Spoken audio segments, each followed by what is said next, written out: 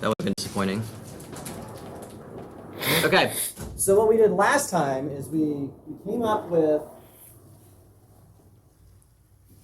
What we did last time is we came up with a method that we could use to find eigenvalues. So given a matrix A, so a square matrix A, so n by n, to find eigenvalues, what do I do?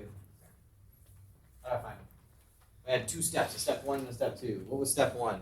I got a matrix, I want to find the eigenvalues. What do I do? It's okay to say you don't know. Okay. Ceci, what do you do? Something with the identity matrix. Arlo. You Solve the determinant of A minus lambda I. Okay, solve the determinant of A minus lambda I is equal to 0 for lambda. All right, so just to give you a preview of what tomorrow looks like, there's so much going on in here now that I'm going to do the same thing I did last week. I'm not going to have a formal quiz. I'm going to post something that could be quiz-like questions. But I'm going to bring in a bunch of these to work through so everybody gets a handle on what the hell is going on. There's a lot of stuff happening. Okay, so first, that tells you the eigenvalues. The solutions lambda are the eigenvalues. So now, given that you have the eigenvalues, there was a step 2.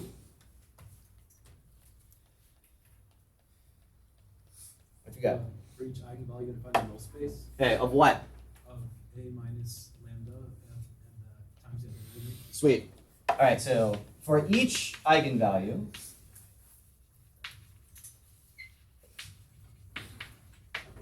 you find the null space of A minus lambda I, which is equivalent to solving the equation A minus lambda I times B is equal to 0. Anybody want to give me an idea of what the technique is to do it? Robert? No clue. Lorenzo? Linear, how do I find linear dependence? Is that really a linear... What, do you skate back up the hill? I read the answer, if there's a technique, you can basically never go wrong if I say how to do something and you say row reduction. You've got like an 85% chance minimum of being correct, right? So you throw this into a matrix and you row reduce it and you characterize the solution set with those parameters, right? You expand it as vectors. We're going to do a bunch of examples of this today. Okay, just to hammer away at the idea of what we're doing. So the last thing I'll say is before we get off the ground here with what I want to talk about today is that the reason that we're doing all this, so there'll be a bunch of applications, like sort of higher level applications that come in when we start talking about 7.3 next week. If you want sort of a top level view of why we're doing this, it's sort of related to the idea of, if I had some polynomial p of x, and I just write it down like, oh, it's 10x to the 10th plus 9x to the 9th minus 27x to the 8th and so on, down to whatever the constant term was. And I say, tell me how that polynomial behaves. It kind of sucks. It's all mashed together. It's not clear what the structure is, right? But if instead I gave you a polynomial p of x where I broke it down into its constituent parts, so I give you a different, this is not the same polynomial, x minus 7 to the 6th times x plus 2 to the 2nd times x minus 1 times x plus 40 or whatever. Now I've given you a 10th degree polynomial, but you could reasonably plot this thing because you know where the x-intercepts are, you know the end behavior. It's much easier to read off what this polynomial is doing if you break it down into the pieces that make it up. You even have information about things like, oh, it goes through 7, but it bounces off because this power is even, and it goes through 1, but it passes through because that power is odd. Having the polynomial ripped apart into bits gives you way more information about what it's actually doing. So everything we're going to be doing with eigenvalues and eigenvectors, we are building a language that we're going to use to take a matrix and pull it apart into its basic pieces in the same way. That's kind of like the whole purpose of what we're driving at with all this eigenvalue and eigenvector stuff is matrices are complicated, but if I could, by analogy, rip them into pieces that correspond to these sort of linear terms, I'll have a much simpler set of objects to study. Okay, so that should be, I should be able to make that significantly more concrete when we get to 7.3. For now, let us begin with the material in chapter 7.2. So the first thing that we should point out is that unlike, okay, so let's start with this. So our basic definition today is going to be the determinant of A minus lambda I, which I'm going to give the symbol P of lambda, is called the characteristic polynomial of A.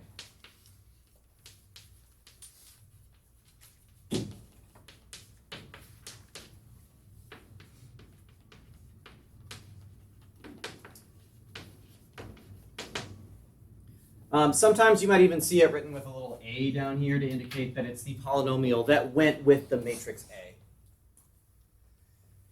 So it's important to note first that characteristic polynomials are not unique to a matrix. Every matrix has a characteristic polynomial, just one of them. But the same polynomial can be a characteristic polynomial for lots of different matrices.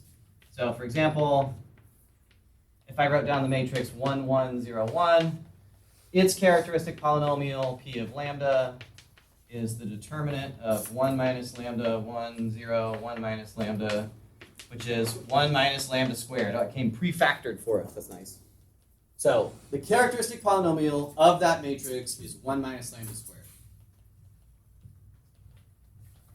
If I wrote down the matrix 1, 0, 0, 1, the identity matrix, its characteristic polynomial is the same thing. P of lambda is the determinant of 1 minus lambda, 0, 0, 1 minus lambda, which is 1 minus lambda squared.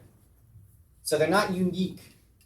Every matrix has a unique characteristic polynomial, but the same characteristic polynomial can model lots of different matrices. The second thing that we should note here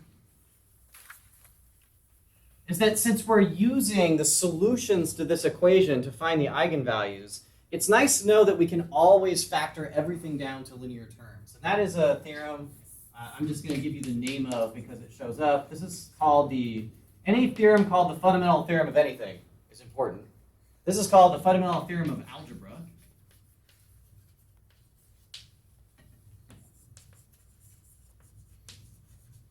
And what it says is the following. Over the complex numbers, so this is a C with a bar in it means the complex numbers. Just same like R with the extra stick means the real numbers, C with the extra stick means the complex numbers.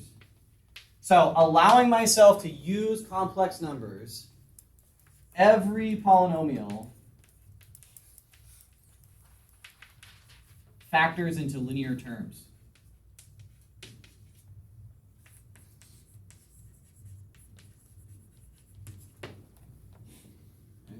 Every polynomial factors into linear terms. So there's no such thing as irreducible quadratics, is the upshot here. So if I had a matrix, if I gave you an equation that looked like this, so for example, if I somehow had P of lambda was equal to lambda squared plus 2 lambda, say plus, what's a good one here? 3, what I want, add 1, so maybe plus 2.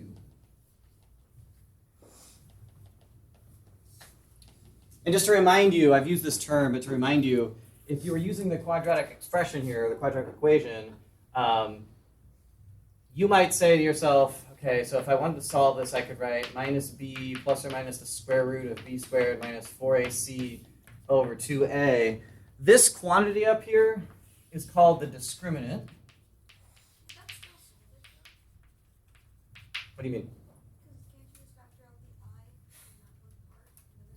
You can. This will get you the solutions. I'm just pointing out that you can study, you can know the nature of the solutions. A lot of times in these cases when you're analyzing these, the specific solutions are less important than the structure of the solutions. And we'll see that when we get back to differential equations. Okay? Oh, I mean, if you really want to use, of course you can, if you want to, you can always use the quadratic equation, right? I mean, I don't know why anybody would want to do that, but you can. In this case, I'm just pointing out that this is 4 minus 8, which is negative 4, which is negative, which means there's no real solutions. So, depending on your earlier background in this stuff, your teachers either stopped here and said there's no real solutions, give up, or they told you about imaginary numbers and said, oh, well, it doesn't matter that there's no real solutions because the square root of -4 is 2i. And so if you take the principal branch, I can still figure out the solutions if I'm willing to use complex numbers. This is ultimately why they were invented in the first place. And the only reason I keep doing this is I'm trying to convince you that this is a better way to do it. Lambda squared plus 2 lambda plus 2 is equal to 0. Lambda squared plus 2 lambda is equal to -2. Lambda squared plus 2 lambda plus 1 is equal to -1, which implies that lambda is equal to -1 plus or minus I. The last connection that I want to make here that's important is I made the claim that all these polynomials factor into linear terms, but I didn't actually show you the linear terms. I just showed you what the roots of the equation were. These numbers are called the zeros, or the roots of the polynomial, because they're the numbers that I plug in that make 0 come out. It doesn't actually show me what the factored form of the polynomial is.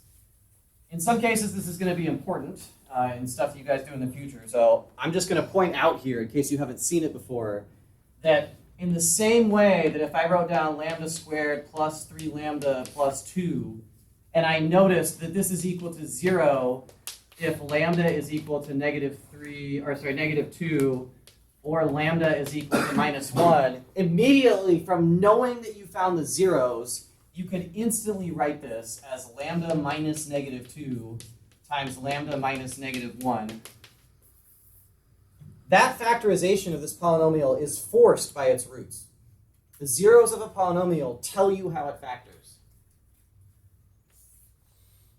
So if you have got complex roots and you're faced with the prospect of having to actually factor this polynomial, the way that you would do it is this sort of absurd-looking lambda minus -1 plus I times lambda minus -1 minus I. And if you FOIL that out, you will get that polynomial back again.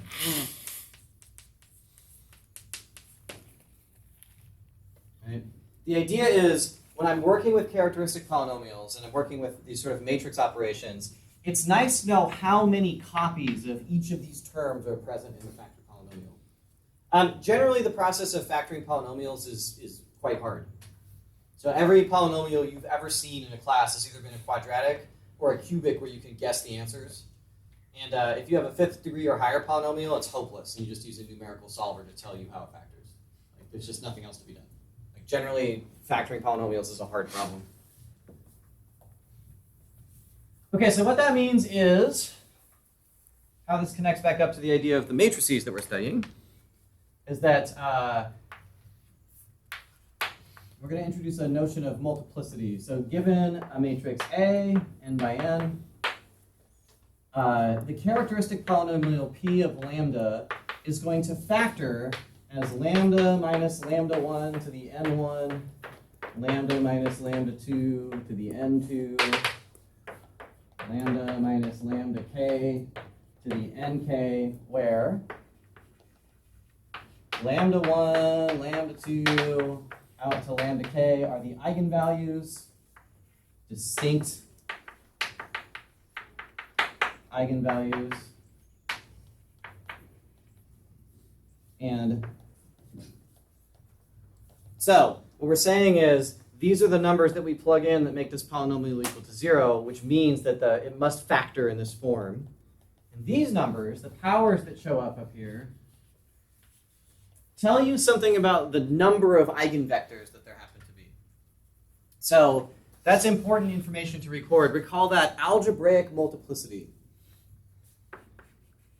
The algebraic multiplicity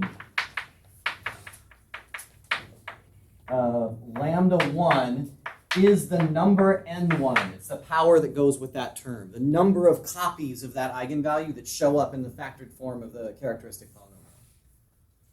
The algebraic multiplicity of lambda 2 is n2. Those are just integers. So let's write one of these down. Make this more concrete.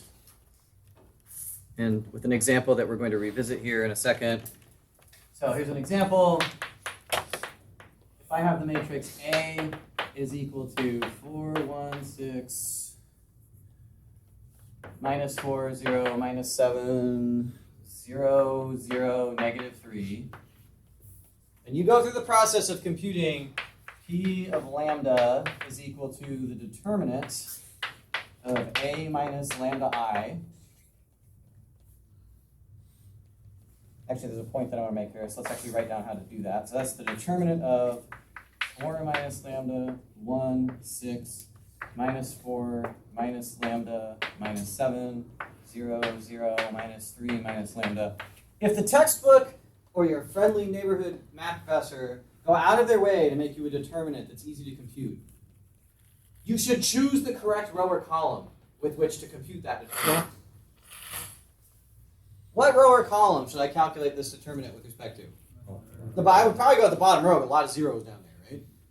So if I was, I don't know, on an exam and I was expected to be able to handle a 3 by 3 determinant, then one of the things I might do is observe that it would be nice if I could do 0 times this matrix minus 0 times that matrix plus that number times this matrix. So this whole thing turns into 0 minus 0 plus minus 3 minus lambda times the determinant of 4 minus lambda, 1 minus 4 minus lambda. Don't you have to put like -1 in the powers?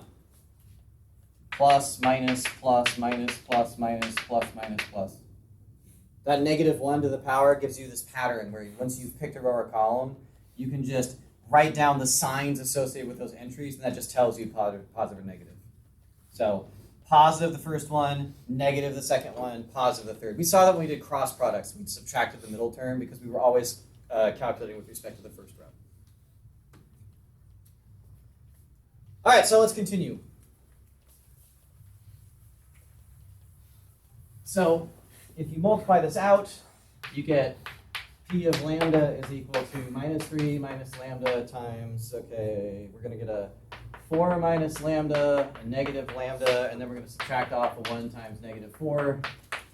And all this turns into, let's see, minus 3 minus lambda times minus 4 lambda plus lambda squared plus 4, which is minus 1 times lambda plus 3 times lambda minus 2 squared.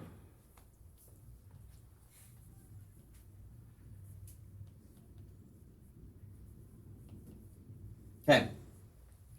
So the thing to pay attention to this time is that we have additional information about the eigenvalues now that we're recording.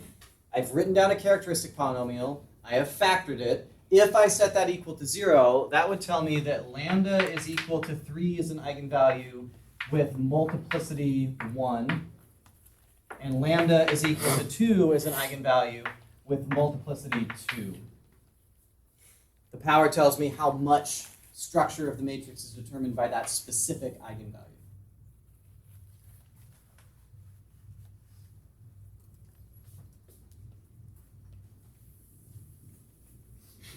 All right.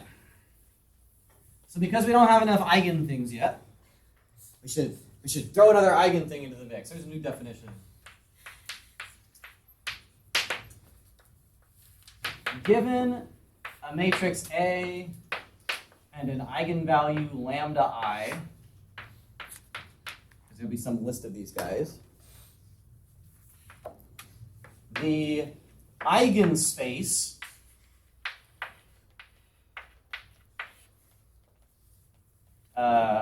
of lambda I is the set of solutions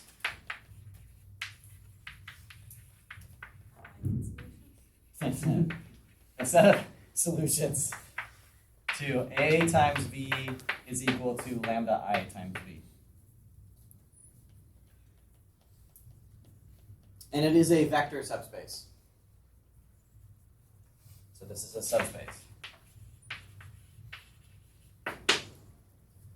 Now I want to say some more about the structure of these eigenspaces, and then we're going to find some. But the idea here is, if I figure out my eigenvalues, the set of every single eigenvector associated with that eigenvalue and the 0 vector altogether to make it into a subspace is called the eigenspace of lambda I. So it's all solutions to this equation. So that means I've got 3 more vocabulary terms because we have to, this class is all vocabulary. So I'm going to need to see the following. I want somebody to tell me what I'm going to pick on people. So a basis of a subspace S. What does it mean to be a basis? 2 properties need to be fulfilled. David, what is a basis? Blanking. It's cool. Dimitri, what's a basis? What did he say? He said he's blanking. He doesn't know the answer. That's like the basic things that you can multiply the C1 and C2 to make. Okay, so linear combinations, that's part of it. Okay, so part 1 of this is, it's a collection of vectors, v1 through, say, vk, is a basis for a subspace S if condition 1, every vector b contained in the subspace has c1 v1 plus c2 v2 plus ck vk equal to v. I can find coefficients that make that true. I'm a basis for a subspace if every vector in the subspace can be written as a linear combination of those vectors. That's one of the conditions to be a basis. It's got to be linearly independent. So this says you can write every B as a linear combination of V1 through VK. This says there is exactly one way to do it. There's a unique combination that does it. So a basis is a linearly independent spanning set. Of course, that makes me think, that's one of the definitions, but I keep throwing these words around. What is span? If I say V1, V2, up to VK spans some set S, what do I mean by that? Oh, I gotta pick on somebody else here. Kieran. I need to look back a bit. It's cool. Sarah? What's the question? I can also get the board. Oh, what does it mean for a set of vectors to span something? Basically, like any linear combination of those vectors will give you all vectors in S. Yeah, it's basically, I guess I sort of gave the game away because I wrote it down as condition 1 up here. All right, question 3. Another term we're going to need here that we just learned about last time. What is the dimension of a subspace? So just think about that for a second before I turn around the call. So the dimension of a subspace S is... How many components are in the basis? Yeah, the number of elements in a basis, right? What are the number of vectors in a basis? The number of vectors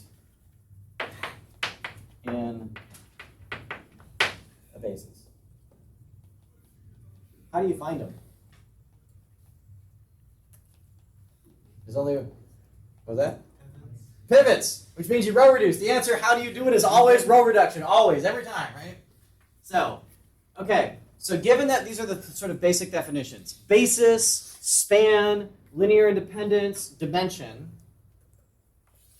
we are ready to talk about one last definition before we start computing things.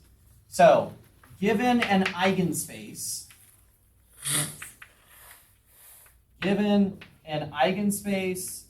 associated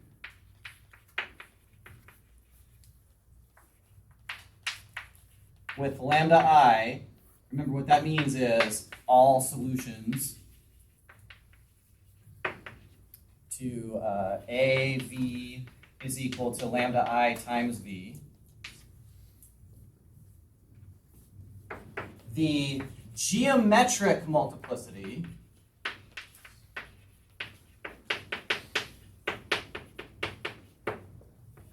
of lambda I is the dimension of its eigenspace.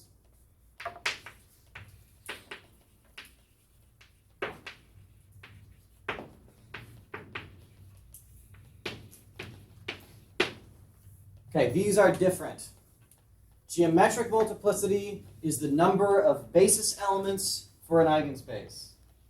Algebraic multiplicity was the power that term carried in the characteristic polynomial. Those are different numbers. Oftentimes they're the same, sometimes they're not. And when they're not, the matrix is crappy, and we call it defective. All right, so let's continue. We're going to find some eigenspaces. We're going to find some dimensions and find some geometric multiplicities.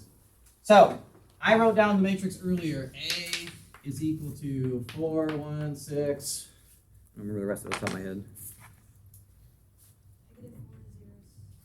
Minus 4, 0, 7, 0, minus 7, 0, 0, minus 3. And we wrote down that the characteristic polynomial for this was negative lambda minus 2 times lambda plus 2. Yeah, lambda plus 3. There's a square here. So we're going to find some eigenspaces, which is basically the same as the eigenvector problem. So I'm going to pick my first eigenvector. I'm going to pick lambda is equal to 2. Or eigenvalue, I should say. And now, like you guys told me earlier in the class, I'm going to figure out the null space. I want to solve a minus 2I times v is equal to 0. I want the null space of the matrix A minus 2I.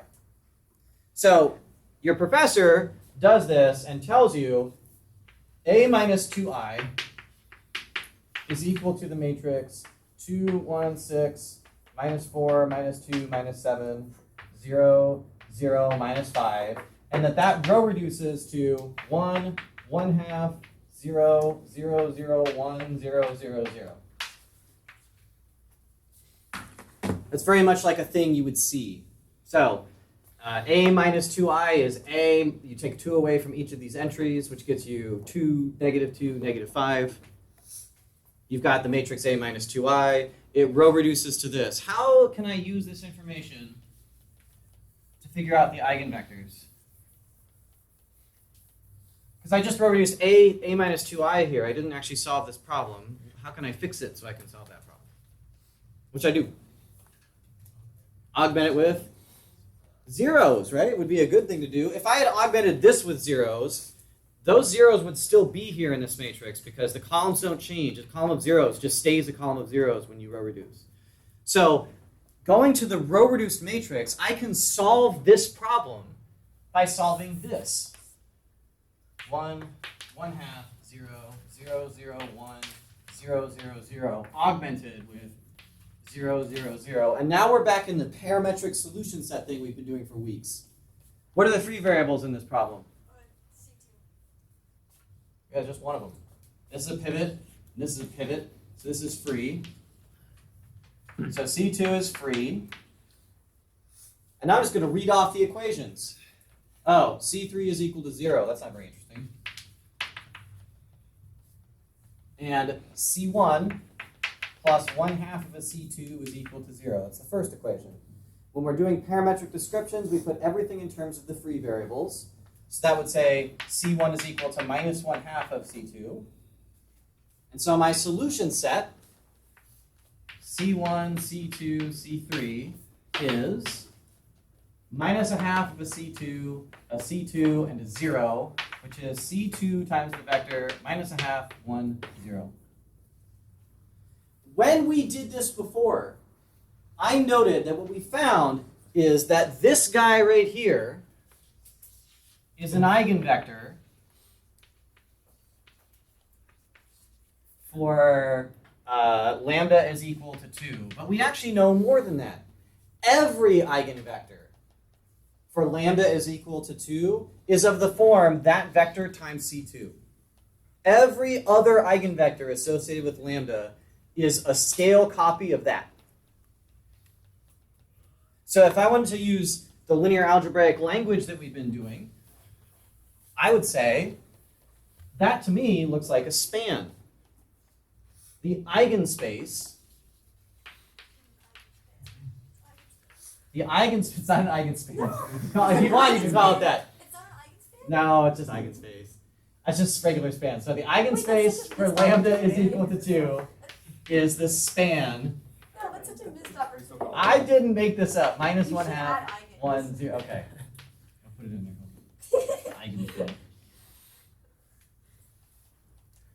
So, because all we're doing when we find this null space is we're finding a linear combination of vectors. This particular linear combination is not very complicated because we have one linearly independent vector that we're scaling in various ways.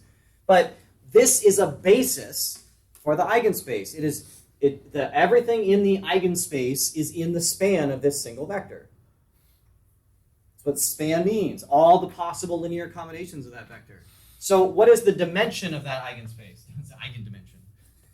Wait, I have a question. Yo. Is this the vector, the subspace for only lambda equals 2? Yes. So there's going to be a different subspace? Every eigenvalue will have its own eigenspace. Okay, so there's a bunch of subspaces. There's going to be a bunch of subspaces. Okay. In a large matrix, like a million by million matrix, you would expect generically there to be a million eigenspaces. Okay. Yep. When you say those spaces are like spaces. Is that an eigenspace of spaces? Is it eigenspace? Now you guys are talking about mathematical duality, which is like one step above, right? There is, if you want to talk about space of spaces, you can do that. What's the dimension of the space? The eigendimension Eigendimension is 1, because there's one vector in the basis, right? You can see here there was just one choice of parameters, so it's a one-dimensional space. The eigenspace that goes along with this eigenvalue is a line. So, the fancy mathematical terminology we use for this would be to say that the geometric multiplicity of lambda is equal to 2 is 1. However, in our original characteristic polynomial, the algebraic multiplicity of lambda is equal to 2 is 2. The fact that these are mismatched is a problem when we're doing the analysis of matrices, right? But I'm just pointing out that this can happen. Typically, you expect the power of the term in the characteristic polynomial to be equal to the number of vectors in the basis for the eigenspace. But sometimes that doesn't happen. And so essentially the geometric multiplication is determined by how many free variables you Yes. have? Okay. You can just read that off the free variables in the null space setup, yeah, because it tells you how many free parameters you have to choose. Okay, so if you do the same thing, but you do it for lambda is equal to -3. Again, I'm just going to show you how to read this off. Then you end up with a complete description of the eigenstructure. Here, A minus -3i is equal to the matrix 7, 1, 6, -4, 3, -7, 0, 0, 0. And this row reduces to 1, 0, 1, 0, 1, -1, 0, 0, 0. I'm doing lots of examples because it's easy to lose the thread in this stuff. So now I'm looking for the eigenspace that goes with lambda is equal to 3. I've given you the matrix. I've shown you how it row reduces. The trick was augment it with zeros.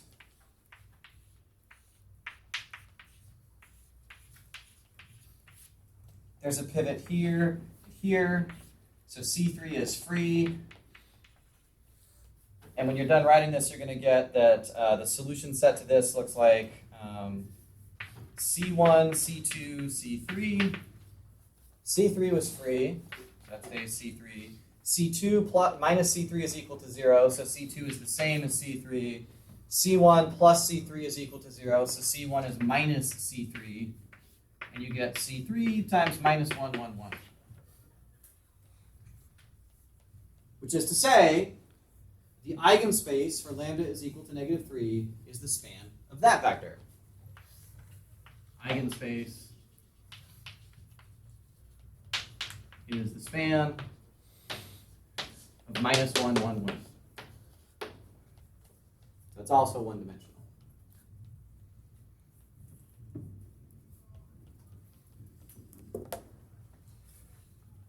It's not an accident here, and this is I'm not going to prove this, but these are different eigenvalues, and you notice that these must be linearly independent from each other because this has a 1 in the last slot and that one doesn't.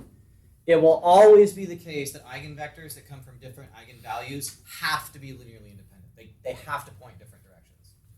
So somehow the eigenvectors represent the sort of unique set of directions that you can kind of boil A down to. All right, so we have 1, more examples of this we're going to work through top to bottom, which is I'm going to give you a matrix that's not pre-row reduced, and we're going to just go for it. It's a million of these. I'll promise you, the row reduction is dead easy. So, Doesn't there have to be like the vector is the same multiple as the? Like, I think this is kind of a question. Like, doesn't the vector have to be like the multiple of the eigenvalue, and so making the vector like anything, it would be that same. so you could actually. So this is a good point. If I wanted to, when I wrote this span down over here, I could have just said that this is actually equal to the span of any other vector that's in the same space, right? I could have written down the span of the vector 2 minus 1 0, or no, not 2. Right, 'cause it's 1 minus 2 0. That's the same span because it points the same direction. The basis is not unique. What is unique is the number of vectors in a basis. So doesn't it have to be like that same multiple, like the lambda times the vector was what that? no, because any multiple of an eigenvector is an eigenvector for the same eigenvalue. You can demonstrate that. Okay. Any multiple of an eigenvector will also be an eigenvector and point in the same and have the same scaling factor. Yep. But isn't it always a line? So isn't it always one-dimensional? No, I'm going to get the example we're going to do. The example we're going to do is going to have a full set of eigenvectors. So you are allowed to have as many eigenvectors as there are algebraic multiplicity. So this could have had 2 eigenvectors associated with it. It just didn't. It has 1. But it would be at the basis was 2-dimensional. What's that? Does the degree of the characteristic polynomial have to do with the, like, because this is a 3x3 matrix, it was a 3rd degree polynomial. Yes. Is that always the case? Always the case. The characteristic polynomial always has the same degree as the matrix the size of the matrix it comes from, which means every n by n matrix will have a polynomial that is nth degree and factors into n linear terms up to possibly repeating terms. Always. So we had a 3x3 matrix, we got a 3rd degree polynomial. It could have been 3 different terms, it could have been all 3 the same, it could be 2 of something and 1 of something else, like that's all possible. Generally, we don't do examples that are larger than 3x3 because 4x4 determinants get kind of ridiculous to have you guys compute by hand. And computers do, it's actually more important that you understand the structural ideas that are happening here because computers actually compute matrix quantities very quickly, right? But if you don't know what the hell the computer's doing, then this stuff is useless. Okay. So now I'm going to do, I think this is a homework exercise. So this was from 7.2, and this is number 6. In 7.2. So we're going to start with a matrix. A is equal to 3 minus 4 minus 1, 0 minus 1 minus 1, and 0 minus 4, 2. And we're going to calculate an eigenspace. So the first thing I need to do when I'm looking at this matrix, if I want to calculate its eigenstructure, is I need to find the characteristic polynomial. So I'm going to be computing a determinant of the matrix 3 minus lambda minus 4 minus 1, 0 minus 1 minus lambda minus 1, 0 minus 4, 2 minus lambda. If I was doing this by hand, what row or column should I choose to use to calculate the determinant with respect to? Better be column 1, and the sign pattern is plus minus plus. So I'm just going to tell you that if you do this, P of lambda turns out to be, I think it's 3 minus lambda from this times the determinant of, 1 minus lambda, 2 minus lambda, that's a negative there, minus -1 times -4.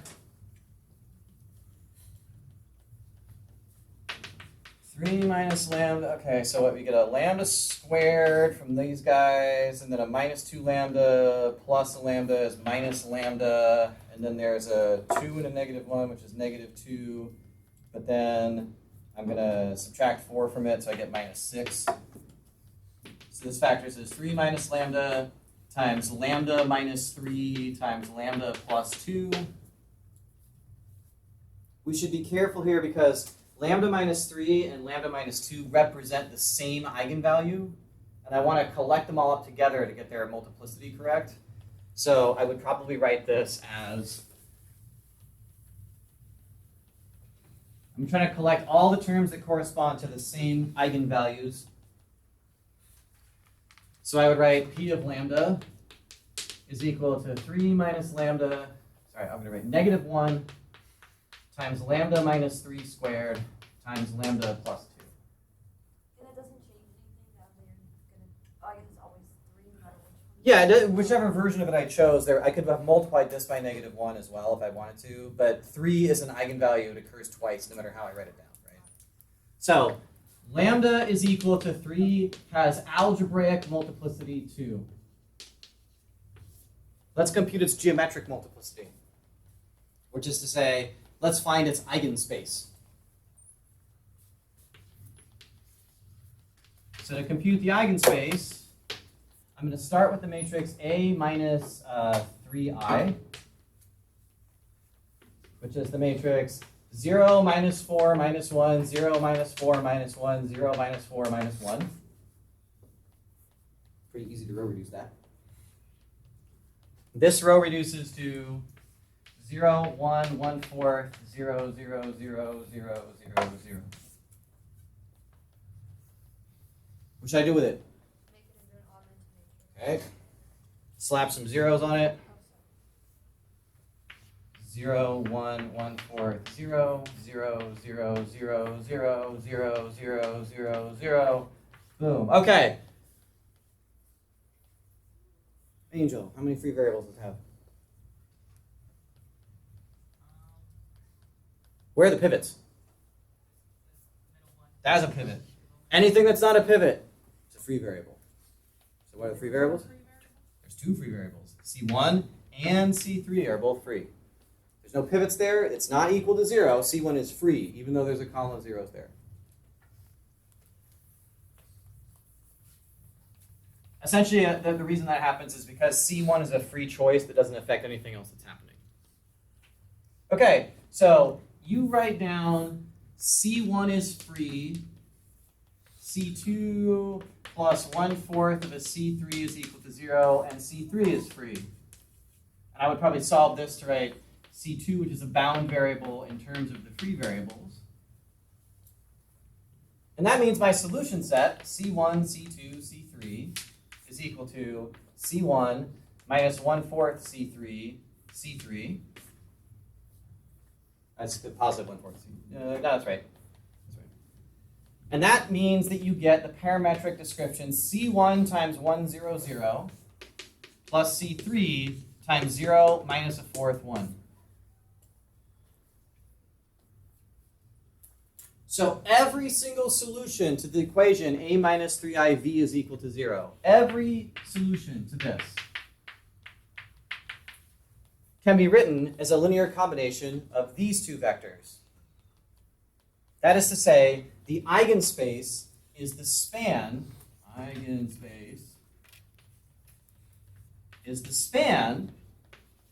of the vector 1, 0, 0 and the vector 0, minus 1/4, 1. What's the dimension of the eigenspace?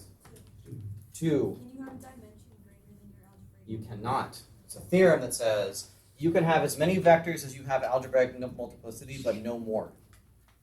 So this problem could have had 1 or 2 vectors in its eigenspace, but no more than that.